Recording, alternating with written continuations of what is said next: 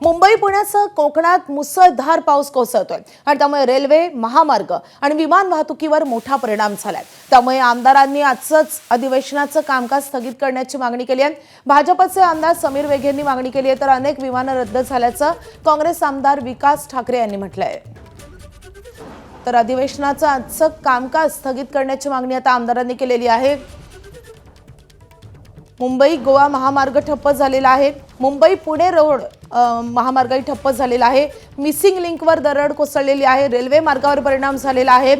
पुणे परिसरामध्ये घाटमाथ्यावर मुसळधार ते अतिमुसळधार पाऊस झालेला आहे। अतिवृष्टी सदृश्य पाऊस झालाय, त्यामुळे आता आमदारांनाही अधिवेशनासाठी पोहोचणं कठीण होत आहे। अनेक आमदारांनी आजचं कामकाज स्थगित करण्याची मागणी केली आहे।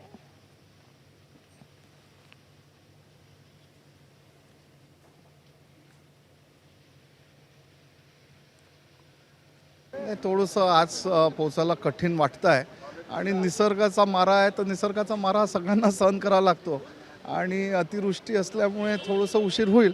पण आता बघू किती वाजता विमान पोचते, कामकाज तिथे किती बाकीचे आमदार पोचतात, कसे पोचतात, हा सगळा विषय आहे। तर थोडंसं कामकाज पण पुढे ढकलण्यात येईल असं आम्हाला वाटतं।